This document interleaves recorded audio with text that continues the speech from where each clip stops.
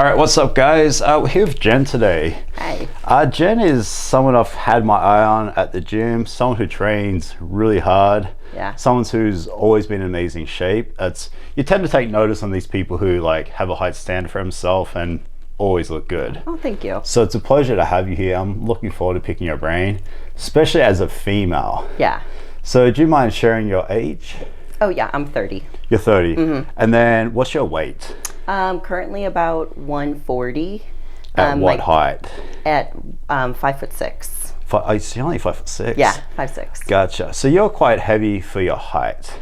Yeah, and I would say around my stage weight when I'm competing, I would be around 125. That was my previous stage weight. So you're dropping 15 pounds from where you're at now. Yeah. Damn. Mm-hmm. Okay. Mm-hmm. Do you mind just sharing? Do you mind just as a female, the weight and the scales don't matter, do they? They really don't. Because you're quite heavy for your height. Yes. But you're in great shape and you're healthy. Yeah. Can you kind of stress that to the females out there? Yeah, I always say don't get hung up on the scale, because even I have my own clients who stress the scale, and if it's not moving or it's not where they want that number to be, they get in their head about it and they don't think they're making progress, but really there's so many other factors. What are those good factors that you would recommend? Honestly, using? it's more about your body recomposition, right? Okay. So when you start training and you're feeding your body with healthy nutrients and it starts responding, well, maybe the scale's not dropping as fast as you would like it to, but it doesn't mean your body's not changing, Yeah, absolutely. So I see comparison photos of some of my female clients who their midsection gets smaller, or if they're trying to tone up their legs a little bit, you see that, but maybe they're only dropping 2 or 3 pounds on the scale. Or they're even putting weight on the scale sometimes, right? Possibly, yeah. Yeah, and that just really discourages people. So comparison photos being a huge one, and the fact that everyone's got a phone, so there's no excuse not to do them. Right. And you don't have to share them, you don't have to post them, you can keep it on your phone just for yourself, right? Yeah, or just between you and if you have a trainer, a coach, or someone who's helping you along your journey, you don't have to post them on social media or anything like that. It's just a good reference point, I think. Yeah, reference point. I love that. Yeah. Your body fat now, you tend to stay pretty, I've noticed, especially for a female, you stay pretty lean. What do you kind of stay at? Any idea? The heaviest I've ever gotten to during a bulking phase has been up to 150, which was very uncomfortable, but... What body fat was that, you think? I think it was around 20%. Which is still lower than average. Yeah. 22 is probably average. Yeah, it might have been a little bit 20, 22. I don't really ever check my body fat percentage, every once in a while, but I more so I go off of photos and how I'm feeling, and but it's mentally tough as a female to hit that bulking phase. I love it because I love to eat. To chunk up, you mean? Yeah. Is that because of what you think people think of you, or just the way you feel inside, or a bit of both? I think a little bit of both. Okay. I think there's always that, what is it called? You're not always comfortable in your own skin unless you have a certain image in mind, right? And I always try to put that away, because I know in order to reach the goals that I want to reach, I have to get past that point. I got a friend going through the same thing right now. Yeah. And it's funny you say that, because when you've been in really good shape, competitive shape, or you have I've done modeling, whatever it is, you always compare yourself to the best version of yourself. You do. And it's a curse, isn't it? Yeah. Because even now, you and I are still in better shape than 99% of the population, but if we're not in the elite shape that we've been in, right, you beat yourself up about it. You do a little bit, and I'm learning to not do that, and just appreciate my body at every point of the process. How do you learn to get through that? Is that thinking long term, hey, this is where I want to be, so I've got to do this to get there? Yeah, I think it's that mixed with just accepting the fact that this is what you have to do, and also I had to learn how to just appreciate my body at every phase, I like how you say that. I like how you say that. Yeah. Your background, so you haven't been training that long?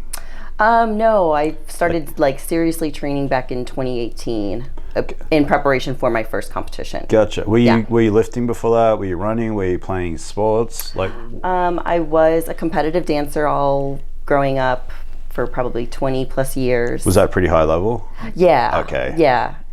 Very competitive. So that's, I think, where I got my competitive nature from. Gotcha. And then just instilled that like mindset that you're in control of your own destiny, right? Right. Yeah. No one else is going to come and do it for you. Exactly. Yeah. If you want something, you have to put in the work. 100%. Yeah. So 2008. So it's only 4 years of. Yeah. That's not long. And I've only been competing since 2019 was my first competition. Gotcha. And I had no intention of going pro or anything. I just wanted to step on stage. I wanted something. Just a challenge. I just wanted a challenge. Love that. That's awesome. Yeah. What do you compete in? I compete in bikini. So you do the bikini, do you? Yeah. Okay. And I, back in December of 2021, I won my IFBB Pro card. Oh, did you really? How cool is that? Yeah. That was awesome. That's so cool. Yeah. What is bikini exactly? Like, what are they? Is it? Tell me like what they're judging you on. I guess Sure. I'm trying to say. So overall, they're judging you on balance and symmetry. They don't want to see any like deep muscle striations, any deep muscle cuts or anything like that. They want to see full round glutes, slight separation between the hamstrings and the glutes. They want to see defined shoulders, but no striations or anything like that. So it's probably two things there: not being too bulky and also not being too lean at the same time. Right. So what percentage body fat would you come in at on stage? Do you think like 7? I think I've come in between 10 and 12. Oh, that high is it? Yeah. So it's not actually that lean. No. I guess for a female though, that is quite lean. Yeah. So one of my competitions last year, I came in too lean and I ended up taking last place. Yeah, which goes against the criteria, doesn't Right. it? Yeah. Because I had striations and I had too much separation in the glute ham thigh. Yeah. What a weird problem to have, right? I know. So Came in too lean. I ate too strict. So then we just ate a couple burgers and put on a little bit of weight and came in and then took first at the next one. So that's crazy. It's funny how just even in a short period of time, I think it was 2 or 3 weeks, we went from last place to first place just by filling out my frame more. It's funny what bad diet or good diet can do.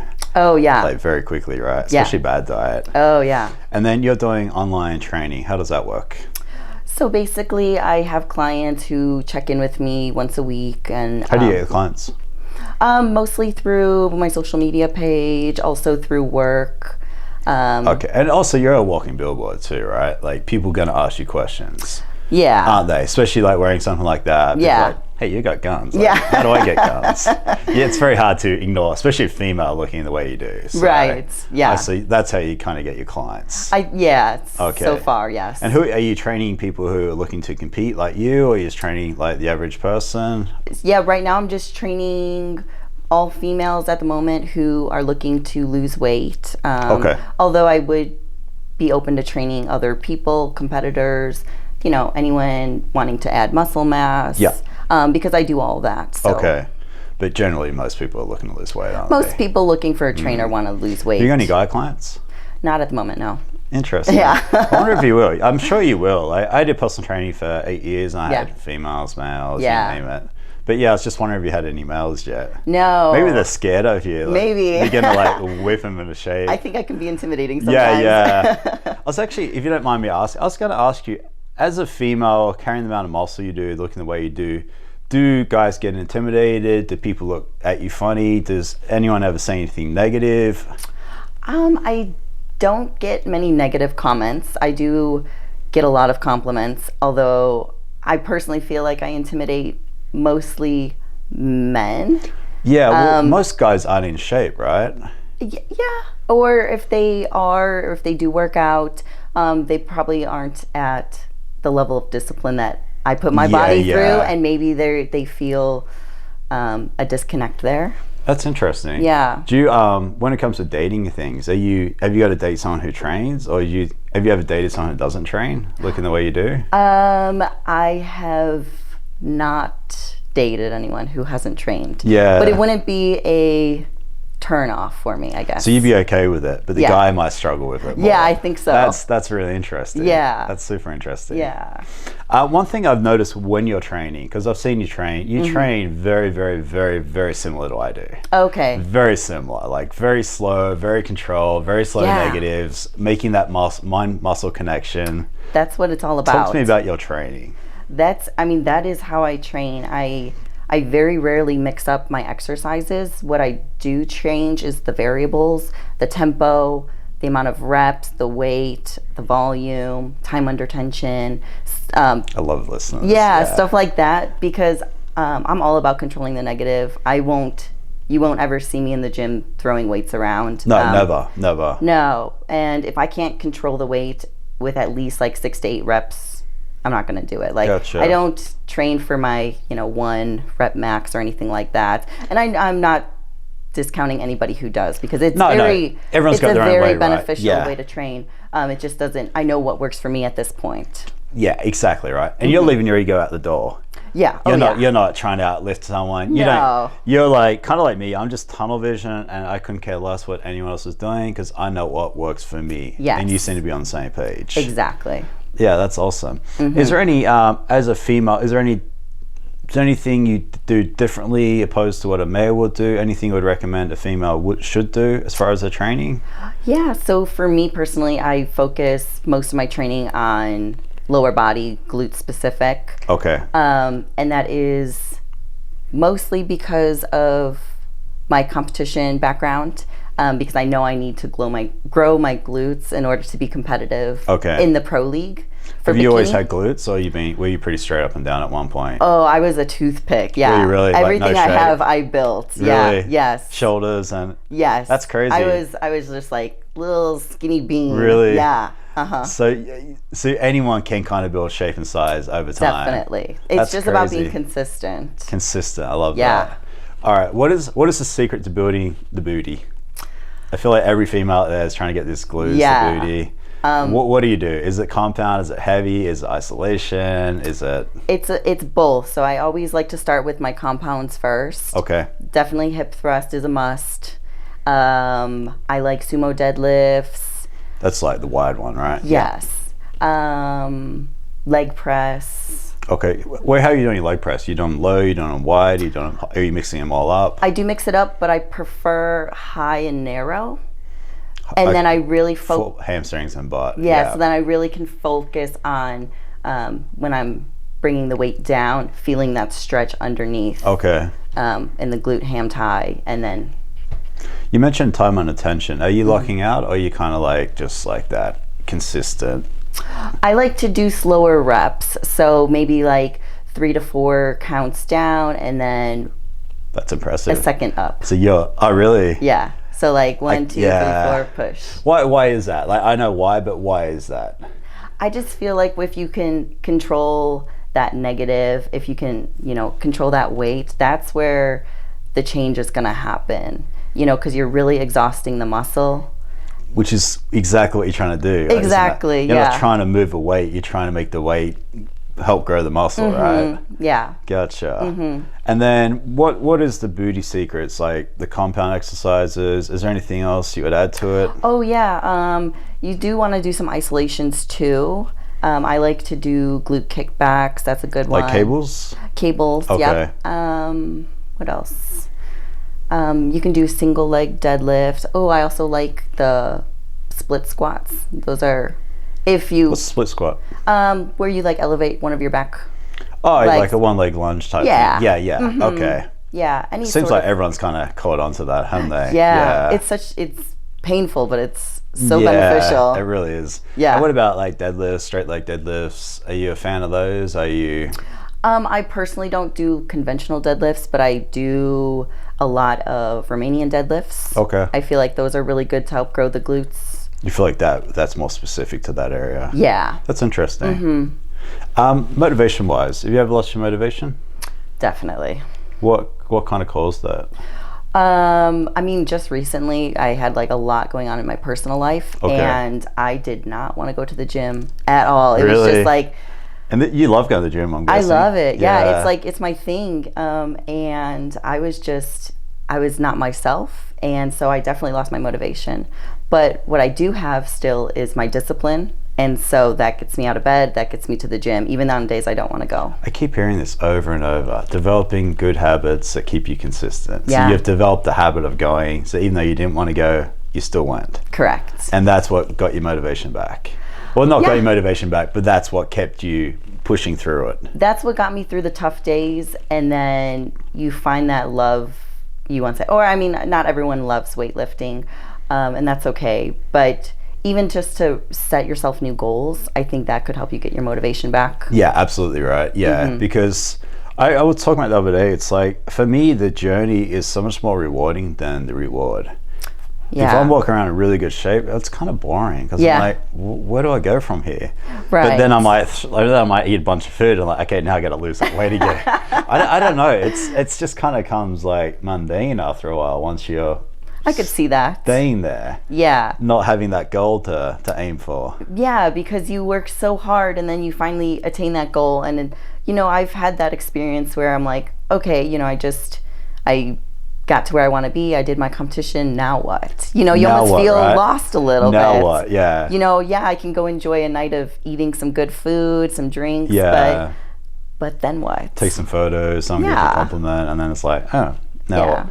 You're a flight attendant. How do you balance? Like, I'm sure. Are you domestic or international? Mostly domestic. Okay, so how do you balance that? Because you work some weird hours and some long days. Yeah. And honestly, like diet as well, probably going to be very hard on a plane. It is. How do you balance that? So I've learned to meal prep. I've been doing that for years. So ahead of time, I'll know where I'm going on my trips, and I'll prep all my meals out ahead of time. Okay. And I'll bring them with me, and then. So you're planning for success. Yeah. Okay. And then I just make sure I space out my meals during the flight, because we have a lot of downtime actually when we're working. So the food is not hard, really. It's just a lot of preparation. It's making the effort, isn't it? It is. Yeah, it's kind of like, I remember when I used to eat that way. It's like, okay, if I'm going to be out for 8 hours, how often am I eating? How many meals do I need to take? How many have I got prepped? Have I got food prepped for when I get home? Yeah. Setting yourself up to succeed. Exactly. And most people go wrong because they just put the head in the sand, like, oh, I'll eat when I'm hungry, and that's when they end up at McDonald's or fast food or something. And if you're not planning ahead of time, if you don't have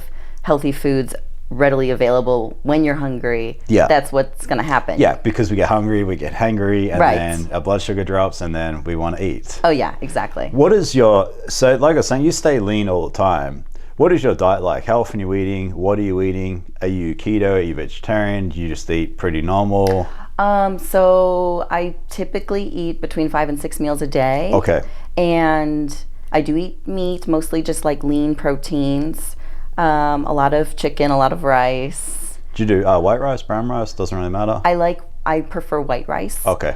Just a preference though. It doesn't really matter. I used to be like so strict on brown, and then I realized white doesn't make any difference. Yeah. I find it to digest a little bit easier, which helps. And you know, if you take a multivitamin, you're not really missing out on that many more nutrients from the brown rice versus the white rice. And that it's like every 2.5, 3 hours you're eating? Typically, yeah. How do you find maintaining that? Do you just find the goal more important, so therefore you'll do what it takes? Yes, and also I think my body has just adjusted to that lifestyle and that way of eating, because I actually do get hungry after 3 hours, you know, so I'm ready for my next meal. I used to be, for like 20 years of my life, I was that person. Yeah. Every 2.5 hours, fork in the mouth, eating. I was always hungry. My body was always telling me it's time to eat. Yeah. So I know exactly where you're coming from. Mm-hmm. How important is diet? Just to everybody. Diet's everything. What do you mean by that? Like, if you can't out-train a bad diet. I love it. Yeah. I say that all the time. I love that. Everyone, because it's so true. You can't. Why can't you do that? Like, give me the specifics on that. Because you can go work your butt off in the gym. How many calories are you burning in your workout? Probably, I would say with cardio, probably around like 800. Okay. Yeah. And then what has got 800 calories in it and just cancels it out? You can go to Starbucks and get a Frappuccino for... And cancel that out, right? And exactly. All of a sudden that workout is not pointless, but you're not going to lose weight. Right. Yeah. So yeah, sorry, keep going. I'm just getting excited hearing you say that.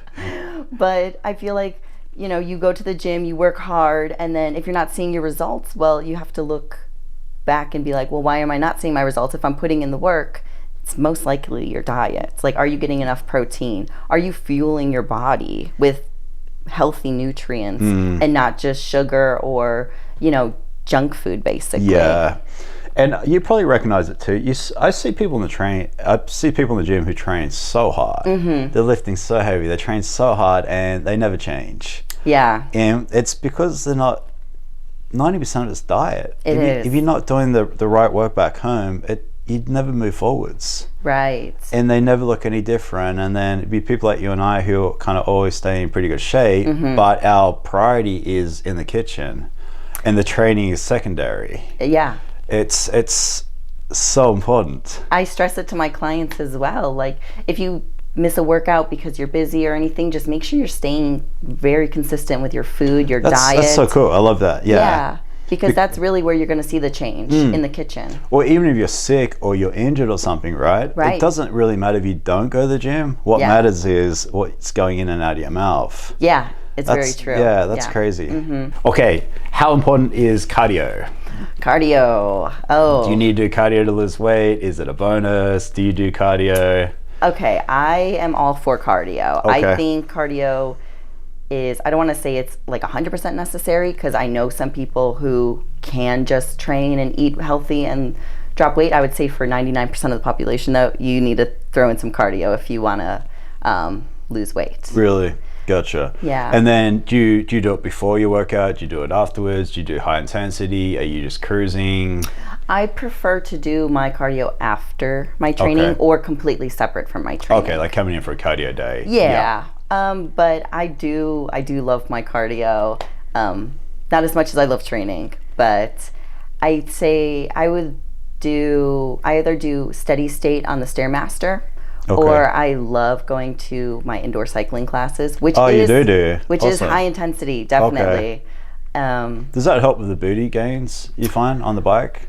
Or is it because it's more endurance, it's not gonna do the same? You know, I don't know if I've noticed any like increase in muscle because of it, but definitely my endurance has like just skyrocketed. Your heart health and your fitness, right? And I just feel healthy, and I just love that feeling of, you know, after a good cardio burn. And it's one thing to be strong and be able to lift weight like you and I do, but then it's also nice to be able to run across the street or go hiking or not get exhausted climbing stairs. Correct. So it's nice to have a balance of both. It is, yeah. Yeah. Do you feel like you can lose weight just by doing cardio, or you think strength training, like push-ups, things like that are more important? I would definitely stress the strength training over the cardio, because. And why is that, in your opinion? I think if you're trying to lose weight and you're not happy with your body composition as it is, if you do cardio and lose weight, you're still not going to be 100% happy because you don't like your body structure.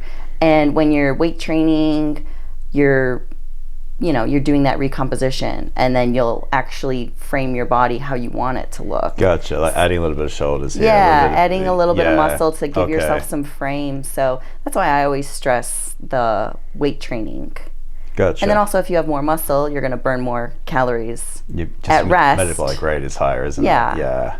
As far as like reaching out to people who, say you see someone that looks like someone looks the way you want to look, or someone like you see someone online, do you feel like reaching out to those people or training the way that they do? Like if it was a female at the gym wanting to look like you, it would make sense to come up to you and ask you how to train, or take notes on what you do and go try it for yourself. You know what I'm getting at? Yeah, I could see that. And then also, like on the flip side, I feel like people need to figure out what works for them.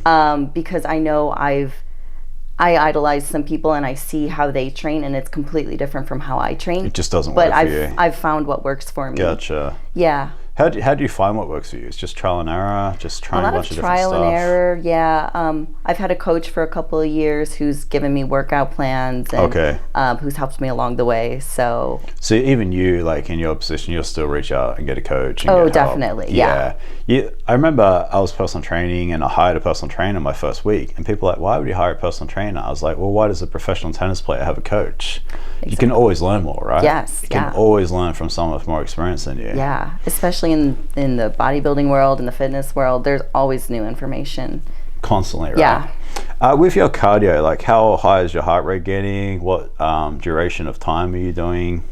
When I do steady state, I would say I stay right around 150 BPMs. So you're sitting pretty high. Yeah. So you're working pretty hard. But then when I'm doing my high intensity cardio, I sometimes get up to 180. Really? Yeah. So you're taking cardio serious. Yeah, I take it serious. How long is your steady state going for? Typically like 25, 30 minutes. Gotcha. But that's just on off season. So when I'm actually in a competition prep, I've done cardio up to like an hour and 15 minutes a day. Really? 7 days a week. The same type of heart rate though, or are you dialing down a bit? My heart rate doesn't get as high the leaner I get. So then But you're still working as hard? I'm still working as hard. Do you ever worry about, is there a fine line between you can work too hard where you start breaking down muscle, or you find that's just kind of what works for you? No, there's definitely a point where I think you would start tapping into that muscle. Yeah. But in order to get stage lean for a competition, you have to do the cardio, you know? So for like your typical person, they definitely don't need to do as much cardio as I've been doing sometimes, but there's that fine line, and you have to be really, that's why diet comes into play, making sure you are eating plenty of protein. Maybe I like to eat before I go train or do my cardio, just so I have some fuel. You're eating before cardio too. Interesting. Yeah, sometimes if I separate them, I'll definitely go eat before cardio. You're like me 5 years ago. Yeah. I was exactly like you like 5 years ago. Top 3 killers in America are all diet related. What do you think about this? What do we do about it? Country's gone downhill very quickly. Yeah. What do you do? What do we do? It's sad. It's so crazy to see how many people have a bad diet, and even when you look at people's grocery carts in the store. Oh, it's crazy, right? It's so crazy. The other day, I had it was all meat and vegetables, and then I looked behind me, it was all this pretty colored. Yeah. So I was like, everything oh my. packaged. And you don't really think about it, right? You just kind of do you for you. Right. But I looked back, I was like, oh my God. And then you could look at someone's groceries and then know what they're going to look like before you even see them. It's true. Or you could like, if you saw someone's hand with their Starbucks coffee, oh yeah, you could guess what they look like just by seeing what coffee they're picking up, correct? Yeah. I don't know if you drink coffee, but I have black cold brew. Yeah. Full stop. Mm-hmm. Do you have coffee? I just drink black coffee too, yeah. Yeah, and it sets you up one way or the other, right? And that's does. just one small decision in one day. Yep. That's crazy. Yeah. Sorry, keep going. No, it's, I always like to shop on the outside of the grocery store, you know, because there's your produce and there's your meats and then there's your veggies. It's not grown or killed, basically, right? Yeah. Yeah. So I try to avoid, obviously it's hard to avoid everything that's packaged and processed, but just focusing on your whole foods as best as you can. But how to get the rest of the population to do that, I don't know. Yeah, it's scary, right? It's something I like to touch on, but most people are just like, I don't know what to do. It's getting harder. Like, I'm 42. Yeah. And I feel like it gets harder and harder and harder to eat healthy. Yeah. And then the marketing, the hidden ways that people, even I'm struggling to read labels these days. Oh yeah. It's insane. Mm-hmm. Like right now I'm doing keto and I'm looking at like keto things. I was like, these are not keto. Just because it says on the front doesn't make it true. Right. And it's like, oh, it's only got 6 grams of sugar per serving, but you're having 6 servings per serving. Yeah. So you got like 36 grams of sugar. That's not keto. Yeah, and that's another thing when packages label something, or they'll advertise only 50 calories, only 100 calories, and then you have to look, and most people just see that and they're like, oh, that's healthy, let me grab that, but it's really, how many servings are you actually going to be eating? Exactly. And you never have one serving of anything. No. Even as a female, I'm sure you don't have one serving of anything. Oh, no. Yeah. And I mean, trust me, I love to have my cheat meals and my junk food every once in a while, and I definitely don't have one serving, but... What's your cheat meals? What's your go-to? I would say hands down burger fries. What's your burger place? Five Guys. Oh, is it really? Yeah. That's your jam. Yeah. See, I'm more like a Chick-fil-A In-N-Out guy. Yeah, I do like Chick-fil-A too, but that's like crazy. I feel like if I'm gonna go full out on a cheat day, gotta go big. That's the way you do it. Love that. And then if you have a slip up or a bad day, what's your advice to people? Tomorrow's a new day. Just get back on track as soon as you can. Don't let what slipped you up and messed you up in the first place affect your progress moving forward. Like the next day, the next week, the next month. Yeah, just get yourself back on track, and also don't punish yourself. So I've seen people, go out, enjoy a night of drinking or eating, and then they're like, oh, now I have to go do an hour of cardio to make up for that. But that's not true. Just it doesn't really work that way, does it? It doesn't. Yeah. It doesn't. And then you're just gonna feel bad about yourself instead of just saying, okay, that happened. Let's reevaluate, focus on my goal, move forward. Gotcha. I love that. Yeah. As far as like you've got nephews and nieces, correct? And you seem pretty like in their life. Yeah. What childhood obesity? Like, where are we going wrong there? What do we do? How do we change that? I think it. Because you haven't got any of your own children. No children of my own. But obviously, you've still got an influence on.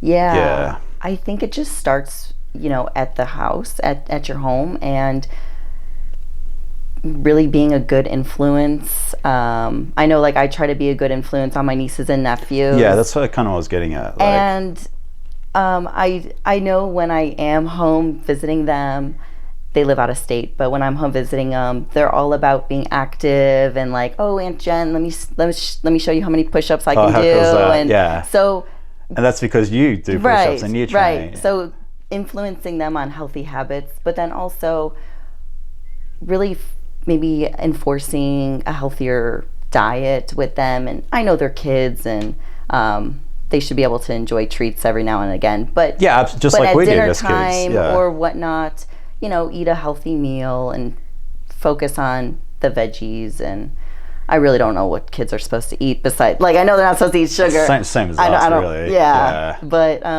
just really focusing on a healthy lifestyle. And what I'm say, not your family, but say the parents are overweight, the parents got bad habits. How do they go about changing that to help their kids?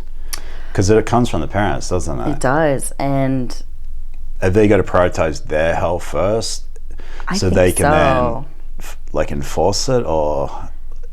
That I would think so, because if you're not taking care of your own self and you're not prioritizing your own health, it'd probably be hard to, not that you wouldn't prioritize your child's health, but maybe you don't even know that you're feeding them something that's unhealthy for them.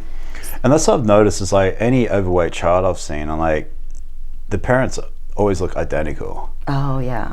I've never seen a skinny parent and an overweight child. Yeah. I don't know if you have. I don't think that even exists. It probably not. And it's just because the parents got bad habits, and therefore the kids just follow suit, and it's quite scary. Yeah. Yeah, definitely. All right, my last question: longevity. So you're 30. Yeah. You probably feel like you did when you were 20. I'm sure. Well, you would, right? I'm 40. I still feel like I did it when I was 20. Oh, that's still healthy. You're still able to do the same thing. I'm sure you probably feel better than you did when you were 20. In some aspects, yeah. How do we set ourselves up for like long life, long quality of life? Being healthy for the rest of our life.